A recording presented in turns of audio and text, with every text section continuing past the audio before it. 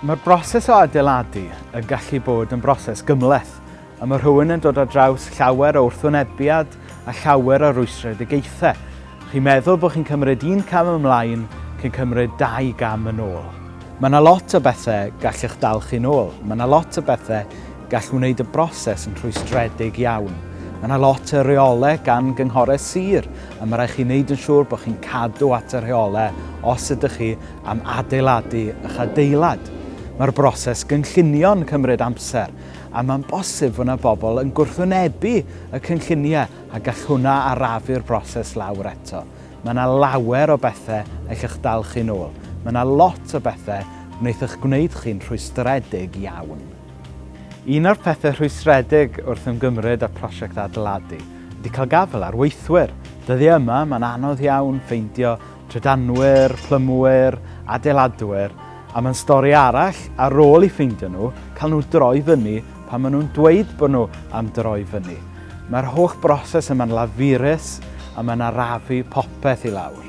Mae hi'n ddiwrnod braf iawn yma heddiw, ond yn aml bydd prosiectau adeiladu'n cael ei arafu i lawr pan fydd y tywydd yn troi yn arw, a bydd wythnosau, weithiau misoedd yn cael eu colli yn y gaeaf, pan fydd yr adeiladwyr methu mynd ymlaen gyda'i gwaith oherwydd y gwyntoedd cryf neu'r glaw trwm. Mae'r tywydd yn un peth sy'n gallu bod yn rhwystredig ac yn gallu eich dal chi yn ôl. Yn y Beibl, mae Nehemeia'n dod ar draws lot o rwystredigaethau a lot o wrthwynebiad. Yn yr hanes, ni'n clywed am Sambalt a Tobeia sydd yna yn trio tynnu Nehemeia lawr a trio tynnu ysbryd pobl Nehemeia oddi wrthyn nhw.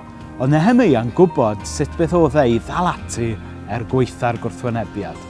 Felly ewch chi ati nawr i edrych ar yr hanes yma yn y Beibl.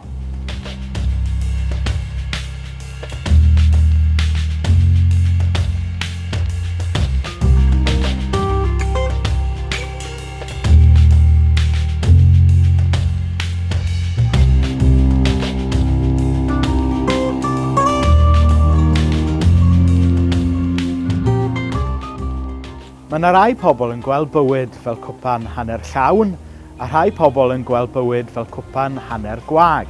Mae yna rai pobl yn bositif, ond mae yna rai pobl yn negyddol trwy'r amser. Ac yng ngwaith yr eglwys, yn anffodus i ni yn dod ar draws pobl sy'n negyddol rhy aml. Mae'n bwysig bod ni'n amgylchynu'n hunain gyda pobl positif ac yn gwneud beth bynnag y gallwn ni i osgoi dod dan ddylanwad y bobl negyddol. Felly beth am drafod sut y gallwch chi osgoi dod dan ddylanwadau negyddol yng ngwaith yr eglwys?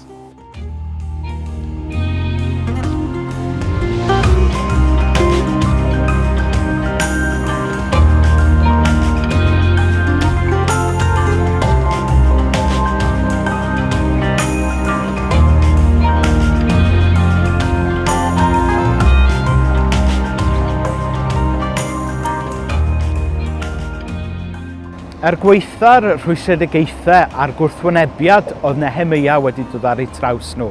Nath ddal ati a dilyn y weledigaeth oedd Duw wedi rhoi ar ei galon. A gobeithio byddwch chi hefyd yn gallu ffeindio ffordd trwy y rhwystredigaethau a gwrthwynebiadau, byddwch chi'n dod ar ei traws nhw a byddwch chi'n glynu at yr hyn mae Duw wedi rhoi ar eich calon i'w gyflawni.